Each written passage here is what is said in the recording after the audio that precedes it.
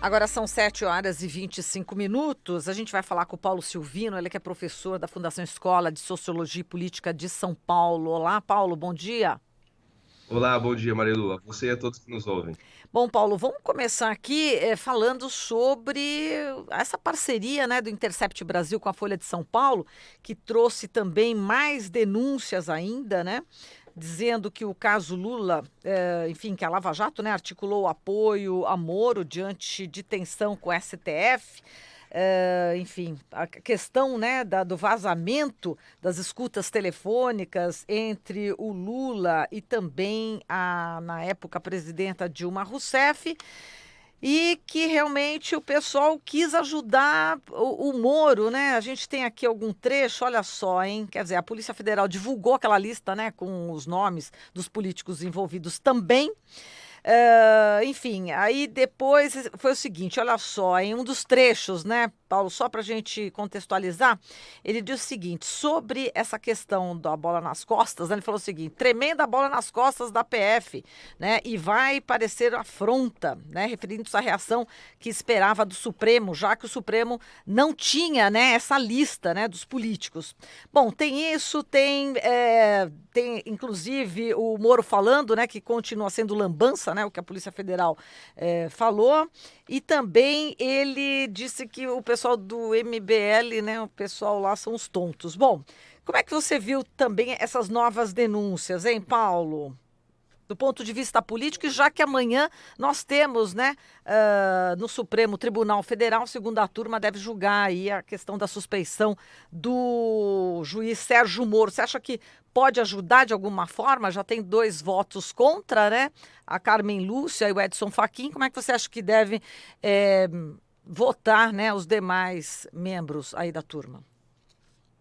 Olha, Marilu, tem uma coisa que me chama bastante atenção, e acredito que de quem está assistindo e ouvindo a gente também, que é o seguinte: você pegar os últimos 6, 7 anos na política brasileira, a grande pauta que sempre existiu foi em que medidas as instituições democráticas de fato funcionam ou não. Então, quer dizer, toda crítica ao governo Lula, ao governo Dilma, se dava, né? Ou seja, toda a construção do antipetismo, né, se deu a princípio porque acreditava-se que havia, portanto, um grande esquema de corrupção, e de fato a Lava Jato mostrou que havia, mas que não necessariamente isso era, portanto, o principal aspecto do não funcionamento das instituições democráticas, né? E aí, o que a gente tem? A gente tem o judiciário, né? A gente tem, em especial, a figura do hoje ministro Sérgio Moro, então juiz, né? Tentando representar um movimento de passar a limpo as instituições democráticas, né?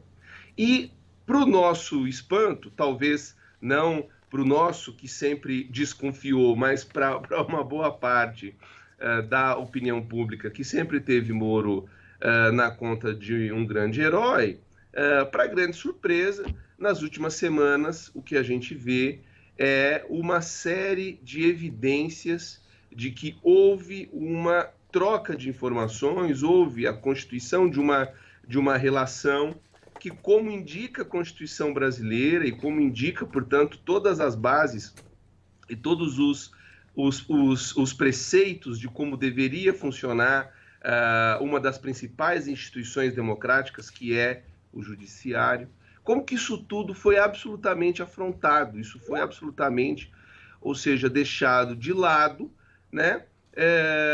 Para que, portanto, um projeto, ou seja, uma espécie de desejo, né, de um grupo do judiciário fosse realizado. Que desejo era esse? Prender o presidente Lula, né? Prender o presidente Lula, evidentemente, ao que nos parece, com vistas aí a uma forma de afetar o resultado das eleições de 2018. Então, Marilu, eu acho que você e os outros colegas aí da rádio, da própria TVT, nas próximas semanas continuarão dando notícias como esta, continuarão trazendo evidências pelo Intercept, agora junto à Folha, de que, lamentavelmente, tentou-se corrigir as instituições democráticas com mais erro, com mais falácia, né? Com mais, ou seja, com mais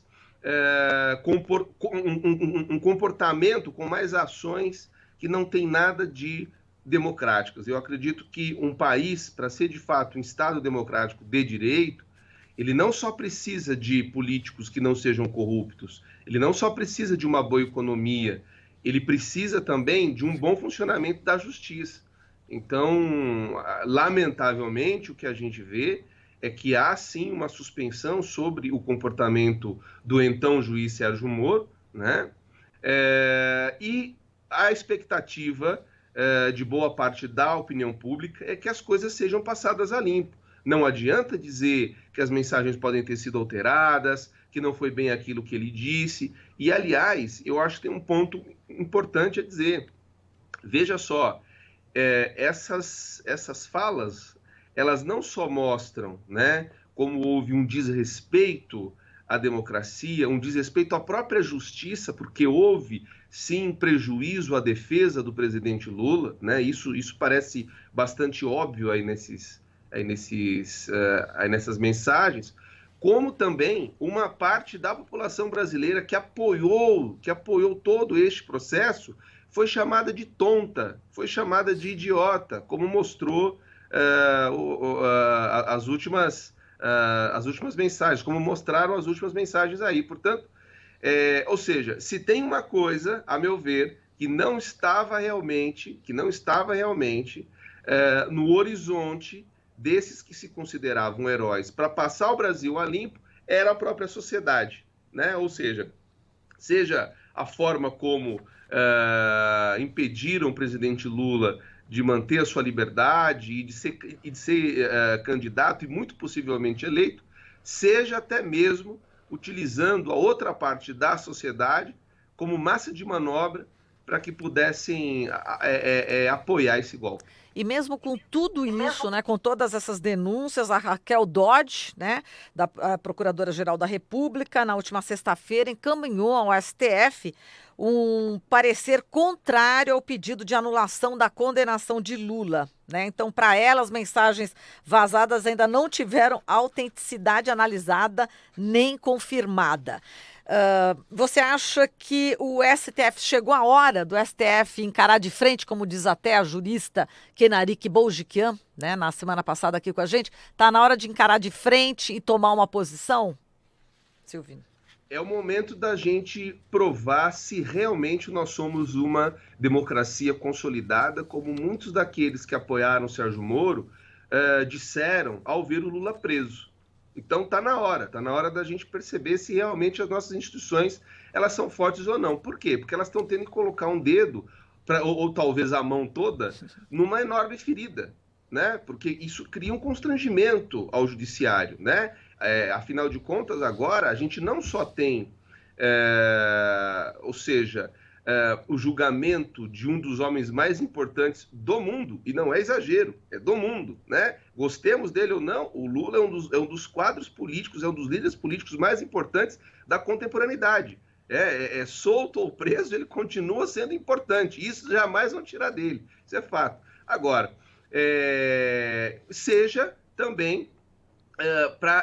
também é um constrangimento quando a gente pensa que agora este julgador virou ministro. Quer dizer, ele é um homem absolutamente importante. E mais, sempre acenou, por mais que negue, né? E tem muita coisa que a gente revela querer ao negar, né? A psicanálise talvez ajude a explicar. Sempre revelou gostar da ideia de chegar a ser ministro do Supremo Tribunal. Então, quer dizer, é preciso entender, ou seja, se isso vai passar de maneira incólume, se isso vai ficar desse jeito. E eu penso, de fato, que o Supremo Tribunal precisa mostrar o tamanho dele. O Supremo Tribunal Federal tem sido gigante em muitas questões, né? Em muitas questões.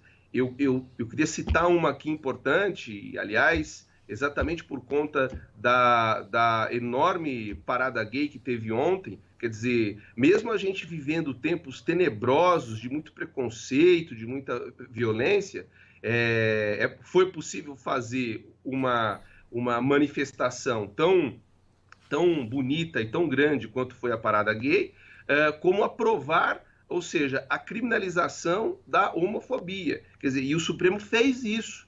O Supremo fez isso. Quer dizer, isso faz dele uma instituição, portanto, grande, que não necessariamente se deixou afetar por por um espírito conservador que paira sobre a sociedade brasileira. Quer dizer, entendeu que era uma questão de cidadania, dignidade. Então, essa é a mesma expectativa que o povo brasileiro tem em relação a outras pautas também. Quer dizer, não é possível que nós fiquemos discutindo a veracidade dessas mensagens, que é o que nos parece, quer dizer, deixam claro que houve algo de errado no julgamento do presidente Lula. E aí a gente também, Marilu, só para encerrar, precisa pensar o seguinte: não é possível também que a justiça tenha dois pesos e duas medidas.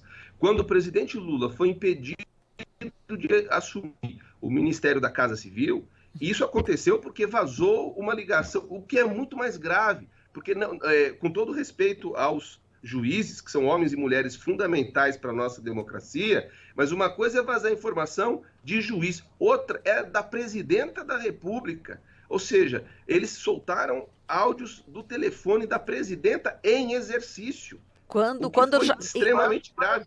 E você lembra, né, Silvino, que inclusive nos horários, né, ele já tinha terminado a escuta, né, a interceptação autorizada pela justiça, já tinha terminado. Isso aí foi feito depois, né? Lembra?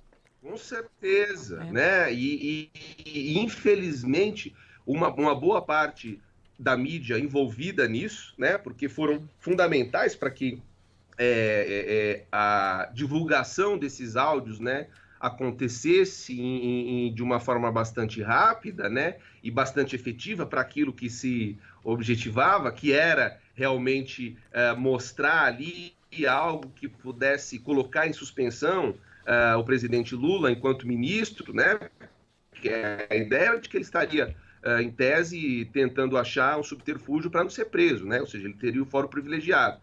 Então, eu acho curioso, né? É bastante curioso a gente perceber que muitas vezes se tenta colocar dois pesos e duas medidas, ou seja, a intercepção de áudios da presidenta da República, quero reforçar isso, da presidenta da República em exercício, é visto como prova, né? E a interceptação ou a divulgação de mensagens de um promotor com um juiz é visto como algo que não pode, ou seja, será que é verdade? Será que alteraram? Então, convenhamos, né? Eu acho que o Supremo Tribunal tem que assumir o papel dele, a sociedade brasileira precisa assumir o papel dela e cobrar. E veja, é preciso deixar claro para quem está ouvindo, para quem está assistindo, cobrar a verdade em relação a este caso de Sérgio Moro não é defender o PT, não é defender o Lula, é defender a democracia, é entender que, se de fato nós queremos um país democrático, nós não podemos aceitar um juiz que tem relações como esta com um promotor. É evidente que eu, particularmente, acredito que você e talvez muita gente que nos ouve, deseja que o Lula seja liberto o quanto antes. Isso é evidente, né? Mas, volto a dizer, aqueles que têm um posicionamento contra o PT, contra o Lula, precisam entender que o que está em risco são as regras do jogo, é a democracia brasileira. Paulo, tem um monte de coisa para te perguntar, mas o tempo já está realmente para lá de estourado, mas eu queria que só você fosse assim bem objetivo em mais duas questões, mas de uma forma rápida, só para a gente pontuar, para não passar em branco. O fato de um empresário, né, já falar que a Lava Jato é a principal responsável pela crise no Brasil, com quebra aí de muitas empresas, que é o dono da Rede Bandeirantes, né, de televisão e rádio, que é o Johnny Saad. Pela primeira vez, um empresário fala, né, a respeito disso. A gente lembra sempre do Caio Magri, do Instituto Etos, que sempre estava pedindo um posicionamento dos empresários, né? E aquele silêncio. E agora, pela primeira vez, o empresário resolveu falar. né? Eu queria que você comentasse isso rapidamente, Paulo.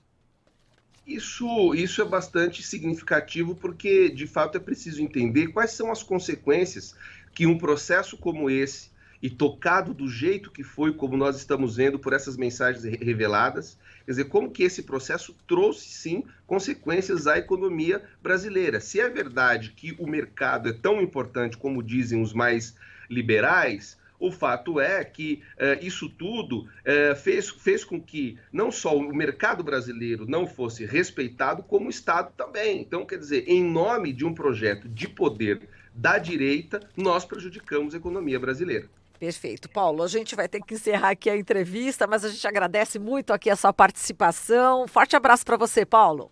Outros para vocês. Até Obrigado. mais. Falamos aqui com o Paulo Silvino, professor da Fundação da Escola de Sociologia e Política de São Paulo.